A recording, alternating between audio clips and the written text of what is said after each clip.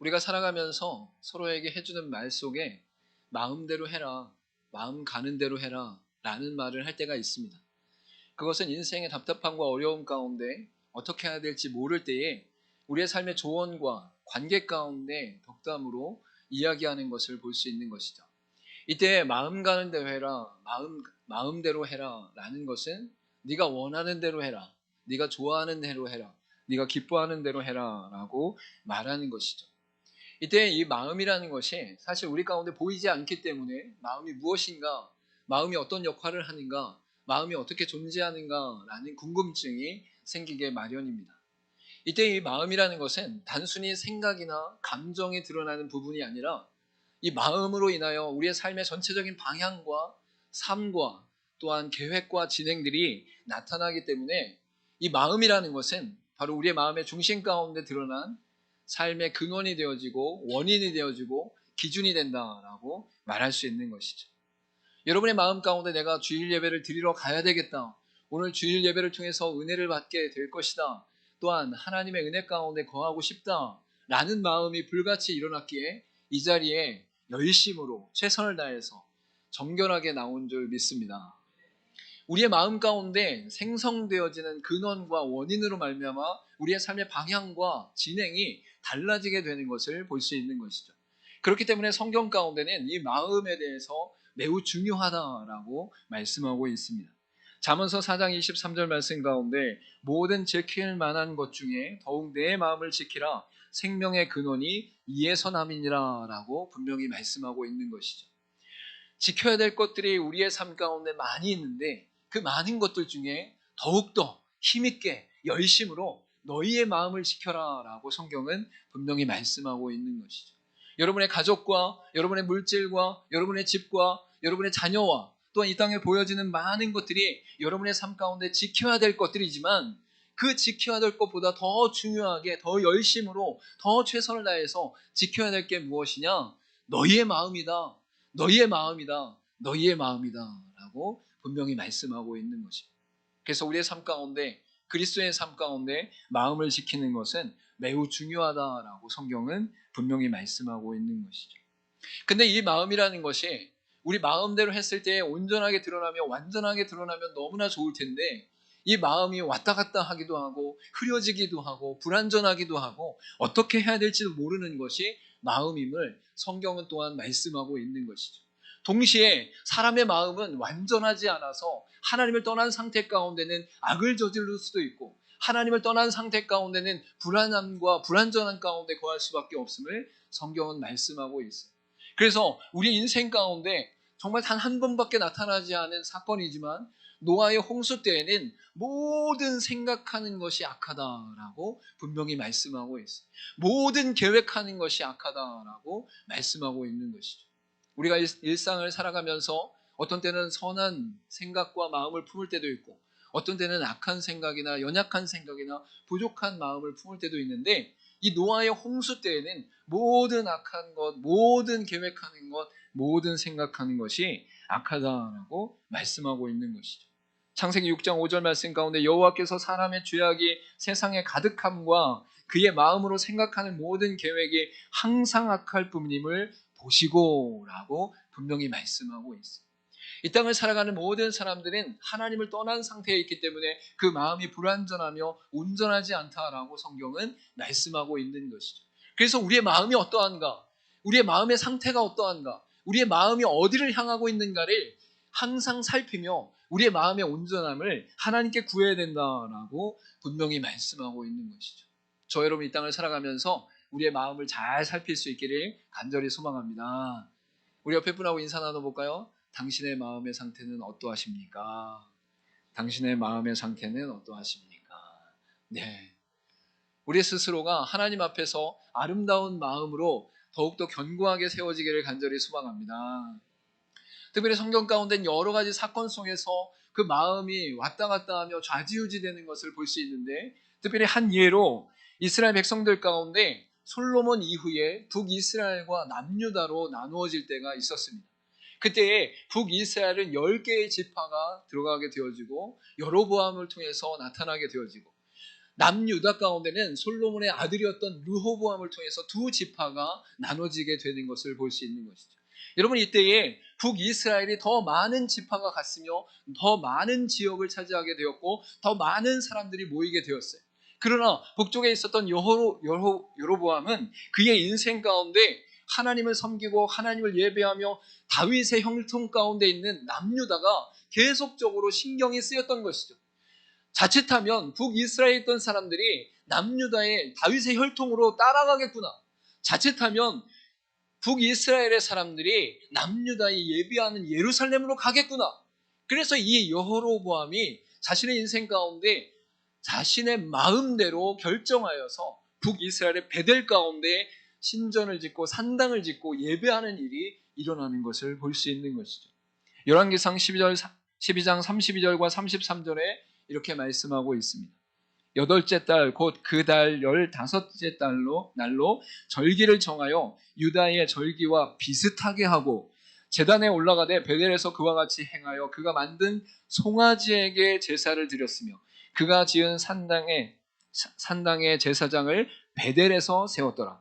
그가 자기 마음대로 정한 달 곧 여덟째 달 15째 날로 이스라엘 자손을 위하여 절기로 정하고 베델에 쌓은 제단에 올라가서 분향하였더라 라고 말씀하고 있죠. 북이스라엘이 하나님을 섬기는 데 있어서 하나님이 정하신 규례와 위치와 방향과 그 모든 것들을 지키기보다는 이 여호로보암 가운데는 자신의 땅과 자신의 백성과 자신의 권위를 지키기 위해 비슷하게 하고 하나님을 섬기기 위해 금송아지를 세우고 또한 자기의 마음대로 정한 날에 베델에서 정했다, 베델에서 예배했다라고 말씀하고 있는 것을 볼 수 있는 것이죠.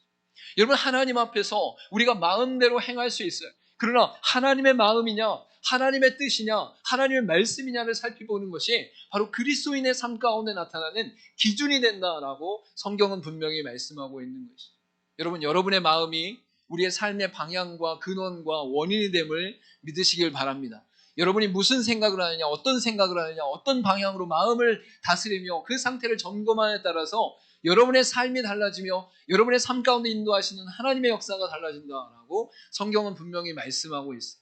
근데 이때에 우리의 마음을 완전하게 믿을 수 없는 것은 나의 불완전함과 나의 연약함과 나의 미약함을 담고 있는 이 마음이기에 우리의 마음이 완전하게 하나님 앞에 기뻐하심으로 드릴 수 없는 상태다라고 분명히 말씀하고 있는 것이죠.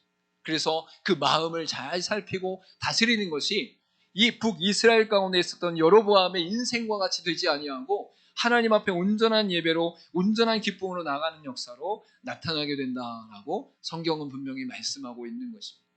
저 여러분이 하나님 앞에 마음을 잘 다스리며 살필 수 있기를 간절히 소망합니다. 오늘 본문의 말씀 가운데 나타난 하나님의 말씀도 하나님께서 그리스도의 마음을 가졌다라고 선포하시면서 고린도 교회 가운데 있는 성도들을 향해 너희가 그리스도의 마음을 가져라라고 간곡히 요청하는 것을 볼 수 있는 것이죠. 이렇게 요청했다는 것은 고린도 교회가 건강하게 완전하게 성숙된 상태 가운데 교회를 섬기며 예배하며 말씀 가운데 거하는 교회가 아니었음을 사도 바울이 고백하고 있는 것을 볼 수 있습니다. 그래서 고린도서 1장 가운데는 이 고린도 교회 성도들이 서로 분쟁하고 논쟁하면서 네가 아볼로파냐 바울파냐 베드로파냐 라고 고백하며 싸우게 되는 것을 볼 수 있는 것이죠. 또한 그 당시 가운데 수많은 철학자들과 거짓 교사들에 의해서 바로 말과 지혜로 자신이 말하는 것에 따라서 나타나는 것이 좌지우지되는 또한 수많은 신들이 있는데 그 수많은 신들 가운데 한 신으로 예수 그리스도를 다루고 있음을 성경은 분명히 말씀하고 있어요. 그래서 사도 바울은 고린도 교회를 향해서 제발 부탁이니 간절한 요청이니 너희가 그리스도의 마음을 갖기를 간절히 소망한다라고 요청하고 있는 것이죠. 그래서 오늘 본문의 말씀을 통해서 우리가 함께 읽었던 것처럼 바로 하나님께서 우리를 향해 나타내시는 것이 그리스도의 마음이다라는 것을 분명히 선포하고 있어요. 특별히 고린도서 1장 10절 말씀을 통해서 고린도 교회가 어떠한 상태인지를 드러내고 있습니다. 형제들아, 내가 우리 주 예수 그리스도의 이름으로 너희를 권하노니 모두가 같은 말을 하고 너희 가운데 분쟁이 없이 같은 마음과 같은 뜻으로 온전히 합하라라고 간곡히 요청하고 있는 것이죠.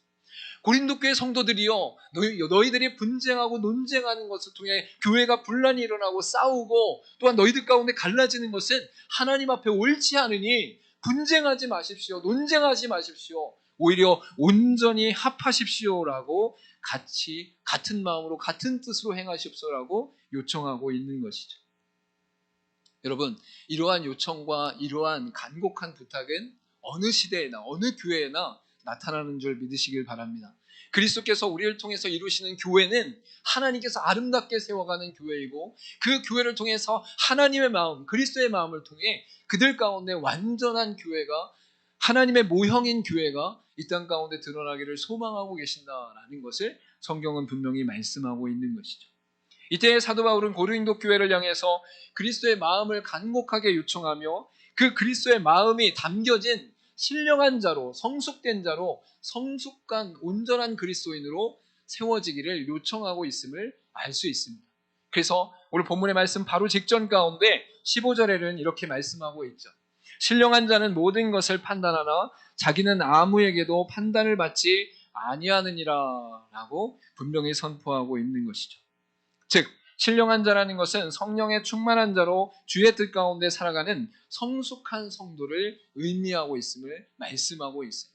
신령한 자, 성령에 충만한 자, 하나님의 뜻과 하나님의 말씀 가운데 거하며 하나님 앞에 온전히 그 마음을 드린 자는 바로 그 인생 가운데 하나님이 세우신 놀라운 축복으로 말미암아 하나님의 사람으로 온전케 세워지는 역사가 일어난다라고 분명히 말씀하고 있는 것이죠.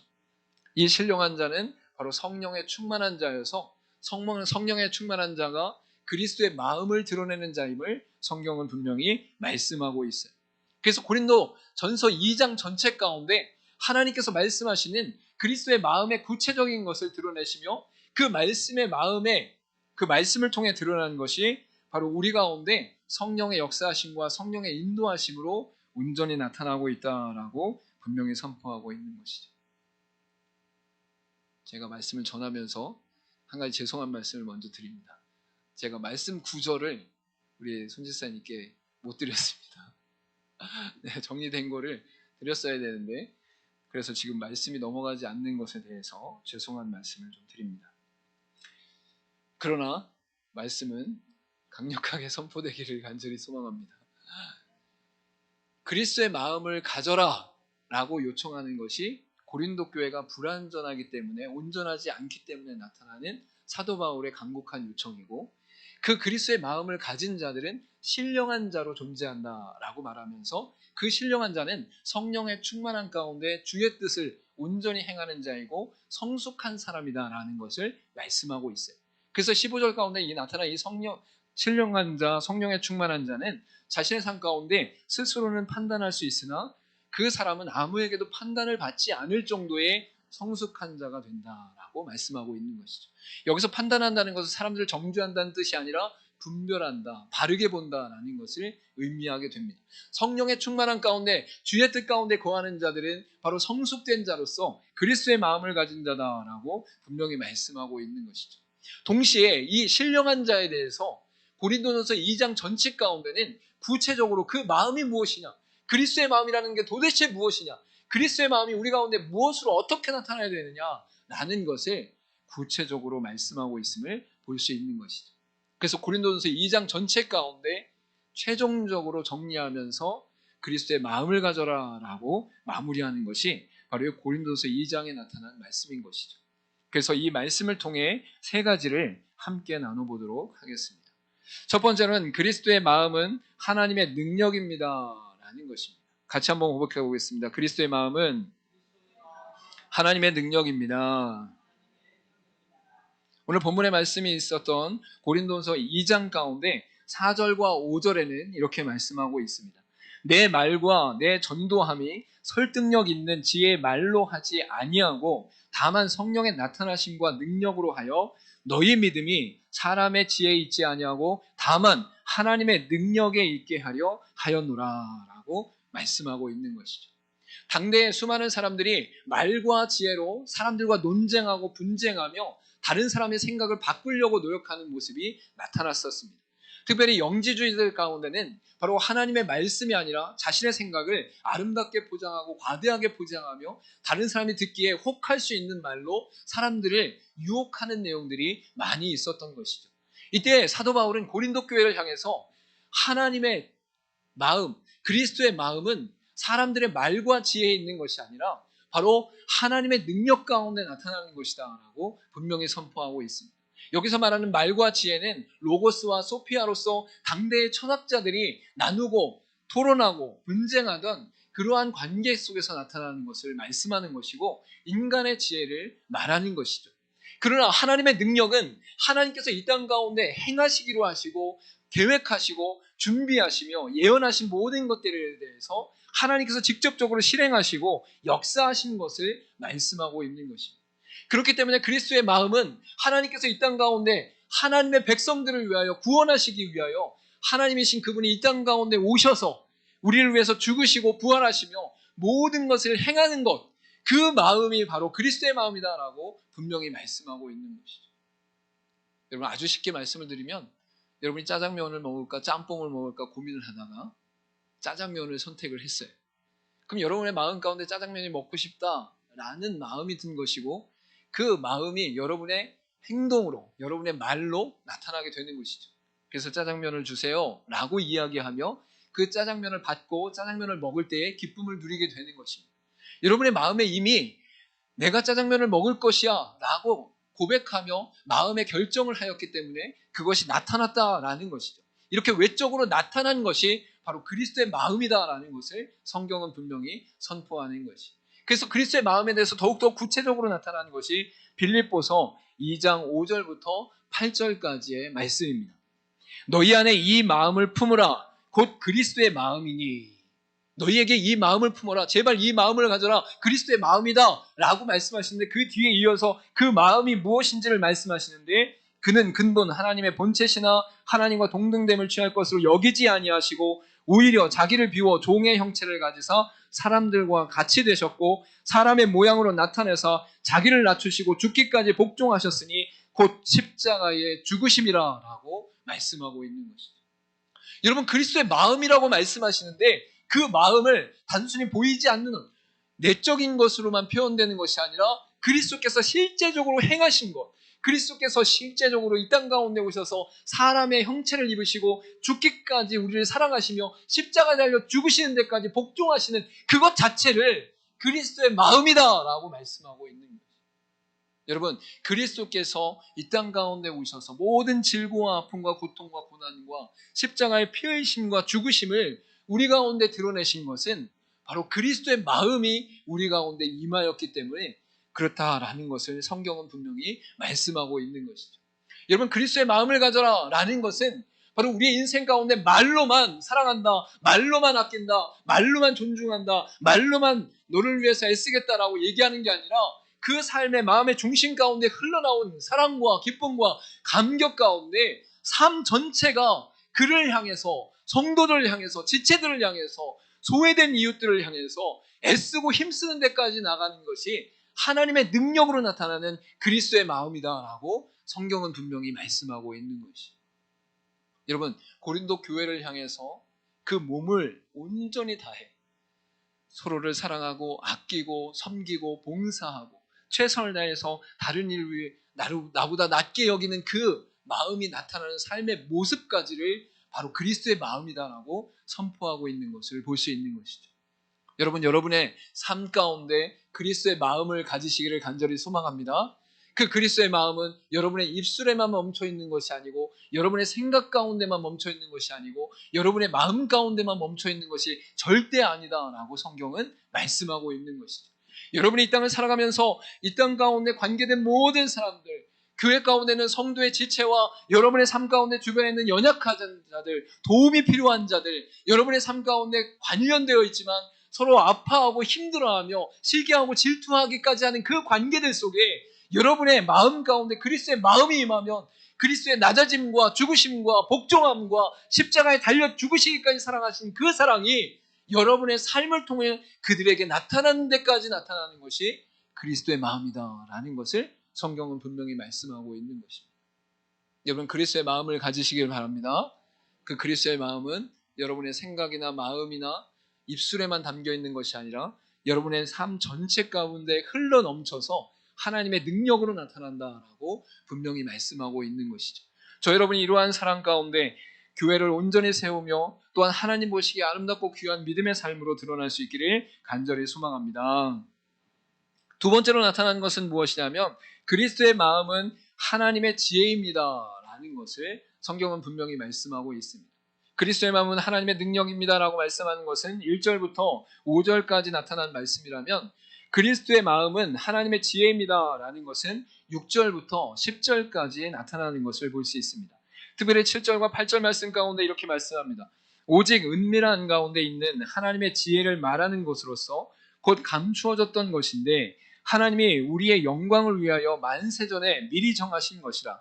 이 지혜는 이 세대의 통치자들이 한 사람도 알지 못하였나니 만일 알았더라면 영광의 주를 십자가에 못 박지 아니하였으리라 라고 분명히 말씀하고 있는 것이죠. 여러분, 여기서 말하는 사람의 지혜는 당대나 몇 세대를 걸쳐서 나타나는 지혜를 말하는 것입니다. 여러분, 쉽게 설명하면 여러분 핸드폰이 여러분의 손안에 쥐어져서 일상 가운데 사용되어지고 있는데 이 핸드폰이 얼마 전에 발견되어지고 얼마 전에 개발된 것으로 여러분이 생각되어집니까? 여러분, 2000년대 초반, 90년대 후반입니다. 이 스마트폰이 실제적으로 우리의 손에 들려진 것은 20년이 채 안 되다, 20년 전후의 시간이다라는 것이죠.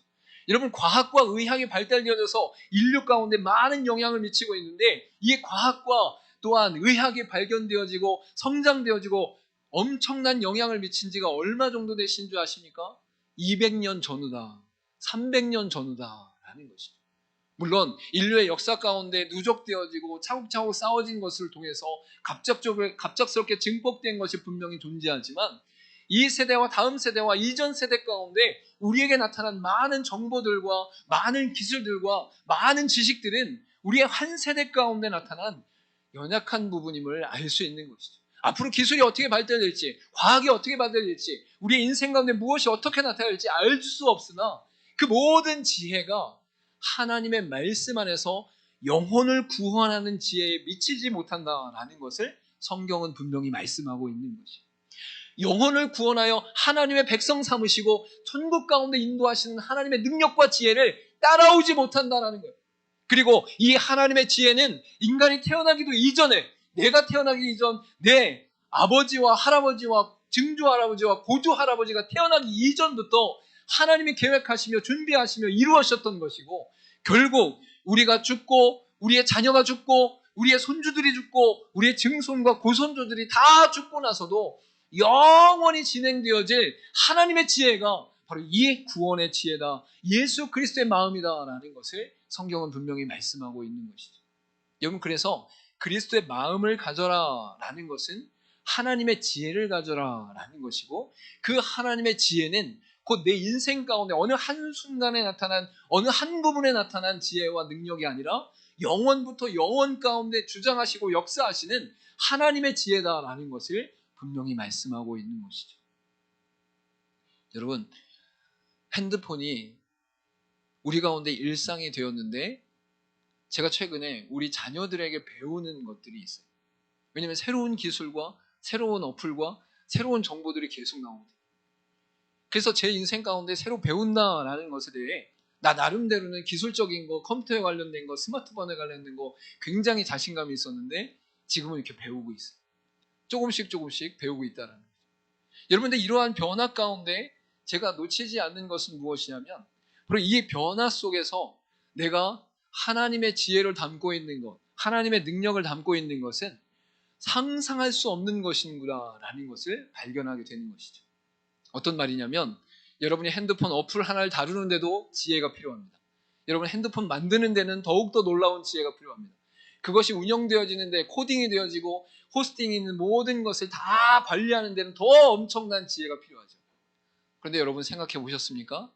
나무 하나가 자라는 것, 새가 날아가는 것, 태양이 떠오르고 지는 것, 우주가 운행하는 것, 여러분, 이 세계가 창조되어진 것, 여러분, 단순한 지식으로 이루어질 수가 없다는 것입니다. 여러분, 인간이라는 이 DNA라는 조체, 그 다음에 복제하는 능력, 모든 것들이 엄청난 의학 가운데 나타났는데 그거를 발견하기 위해 수백 년 동안 노력하고 모든 지식의 축적 가운데 나타났는데 인간이 존재하는 건 이미 수천 년 전에 수만 년 전에 하나님의 시간 가운데 만들어졌음을 알 수 있는 것이죠. 여러분 이것이 우연히 생겼다라고 생각한다면 단순히 하나의 단세포가 계속 진화되어져서 변화된 거라고 생각한다면 우리의 생각과 우리의 가치는 또한 우리의 바라보는 시선은 너무나 낮다, 너무나 수준이 낮다라고 판단할 수밖에 없는 것이죠.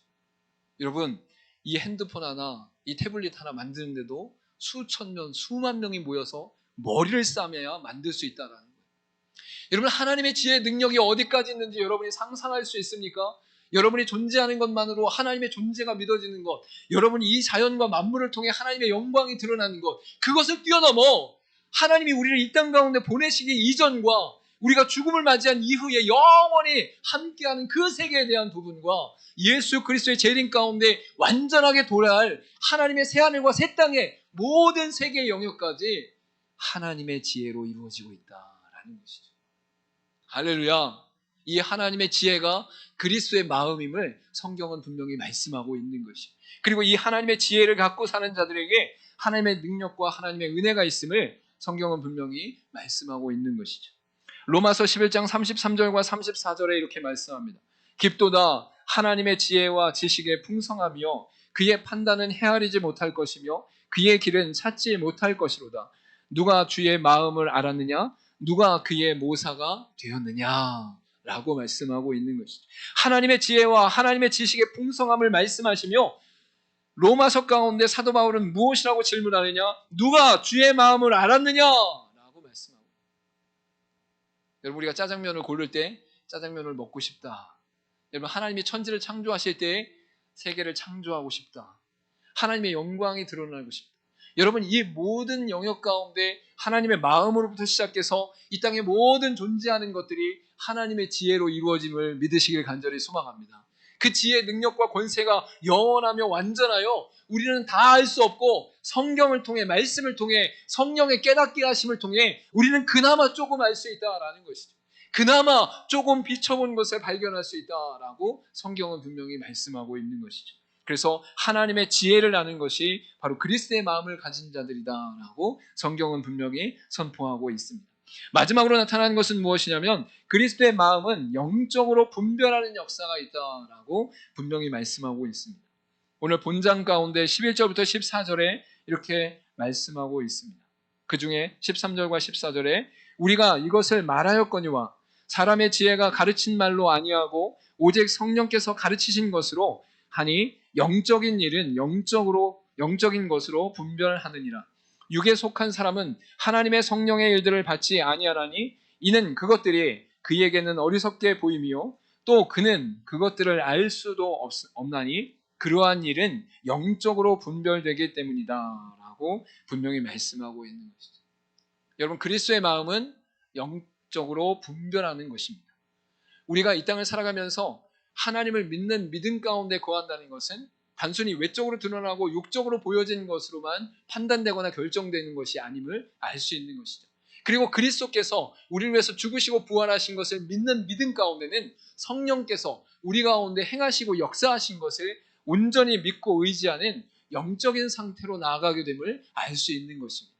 이때 이 영적인 부분은 일상적인 삶 가운데 그리스도의 마음을 가진 자들에게 나타남을 우리가 알 수 있는 것이죠. 쉽게 말씀을 드리면 우리의 삶 가운데 불편하거나 힘들거나 어렵게 하는 사람들이 분명히 존재할 것입니다.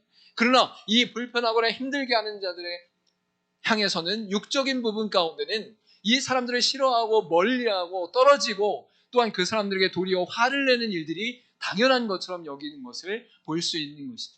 여러분 그런데 이것을 영적으로 우리가 바라보면 하나님의 세계와 하나님의 인도하신 가운데 이 세계의 모든 영역 가운데는 사단의 권세 가운데 우리가 죄의 본성에 따라 행하는 자들로 살아가고 있구나라는 것을 발견하게 되어지고 그 안에서 이 사람들을 향한 긍휼한 마음, 그리스도의 마음, 하나님의 마음이 일어나 그들을 용서하고 품어주며 도리어 섬기고 그들 가운데 그리스도의 사랑을 드러내는 것이 영적인 삶으로 나타나는 것을 볼 수 있는 것이죠.